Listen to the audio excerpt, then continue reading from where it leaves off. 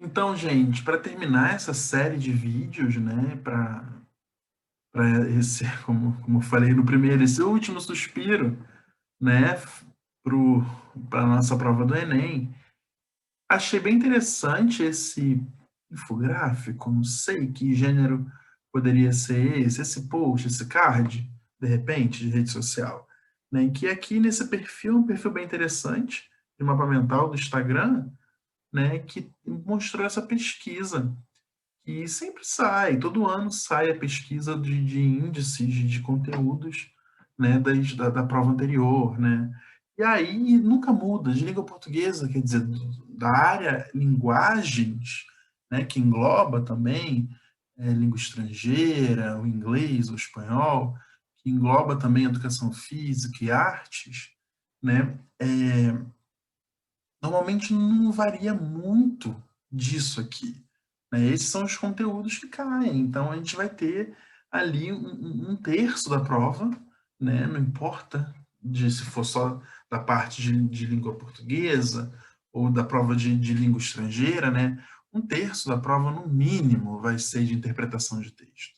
Isso é fato, né, e aí a gente precisa relembrar de todas as dicas que a gente foi trabalhando durante o ano, né, para análise de texto, para análise textual, para questões de interpretação, e que vai muito da atenção de vocês, né, nesse momento.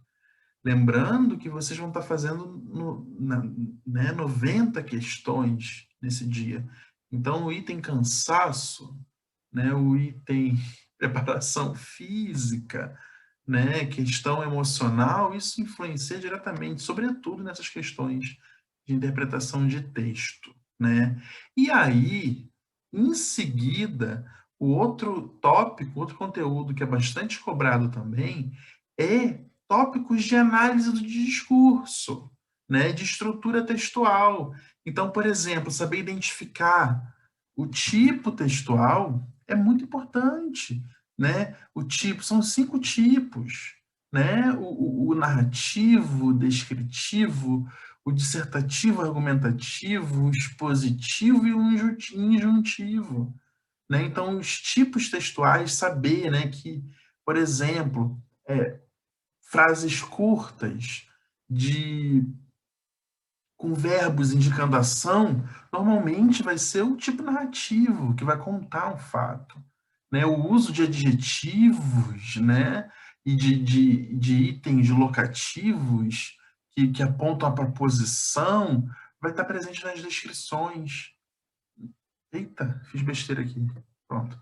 Vai estar presente nas descrições, né? Então ficar atento a essas pistas que o discurso nos dá e que nos dê a noção do tipo desse texto, tá?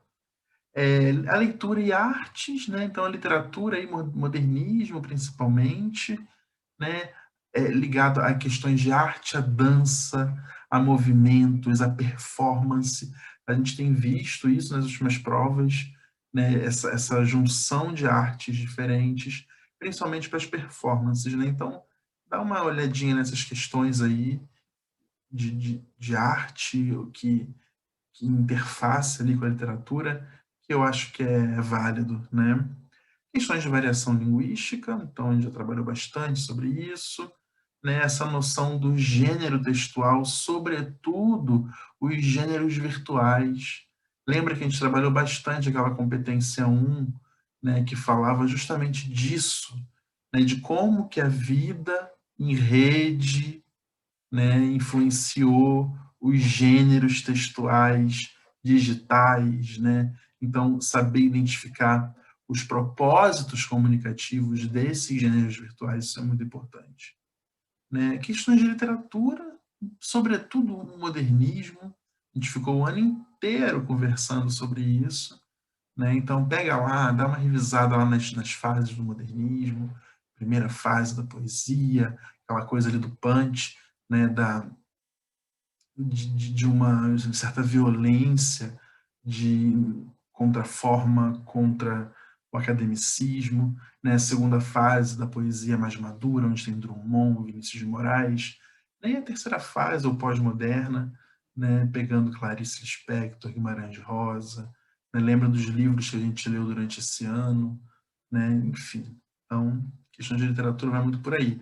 Eu acho também que a questão do romantismo é muito importante, para vocês identificarem. José de Alencar é um nome legal, para darem aquela última estudada nele, né? A segunda geração romântica é de extrema importância, também acredito que deva dar uma olhadinha ali, né, no exagero, na idealização da mulher, no escapismo, né, tudo isso são temas frequentes ali da segunda geração romântica.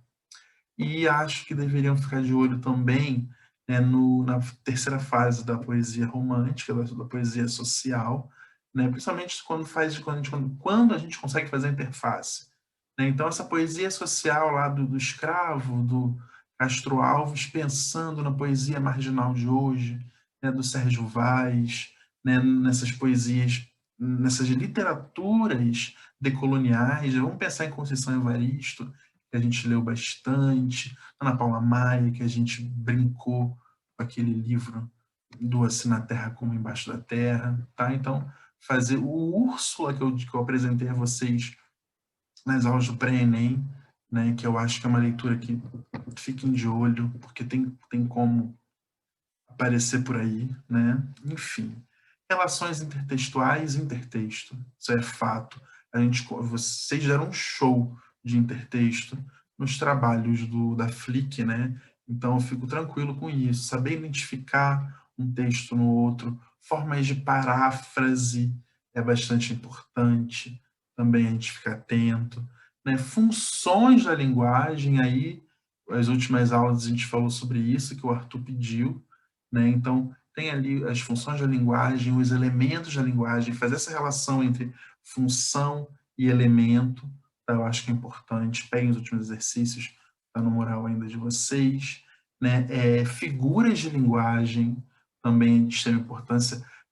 Conotação e denotação, né? Lembrando da denotação, tá? Tem textos mais da função referencial, né? Que é ligada a noção do discurso real, né, da informação, e a conotação está na linguagem literária, na linguagem metafórica, no lúdico, e aí entram as figuras de linguagem, né, metáfora, metonímia, todas elas são super importantes, mas focando bastante aí na metáfora, metonímia e nos opostos, né? Antítese, paradoxos, oxímoros, enfim, tem aquela lista de figuras de linguagem quilométrica que eu apresentei para vocês logo no início do ano. Né? E norma culta versus norma popular sempre cai algo relacionado a isso, e aí a gente vai fazer aquela atrelagem linda com a variação linguística, né? Então, pensando no tipo de registro, no público-alvo desse texto, para saber ali que, lembrando que norma culta, norma popular, tem muito mais a ver com discurso e com registro, né? Se é informal ou se é formal, e aí a gente pode produzir textos em diversos estilos, em diversos registros, porque a língua oferece isso para a gente. Tá? Então, essa noção do erro gramatical é algo desconstruído por isso. Né? Não é erro, é inadequação. E essa inadequação ela pode estar dentro de uma certa norma. Então, fiquem atentos a isso aí. Gente, é isso. A minha ideia de trazer esses conteúdos aqui, claro que podem aparecer outros, né? Lógico, mas esse aqui é aquela grande teia de conteúdos para a gente ficar atento. Aí, a nossa prova do Enem, tá bom?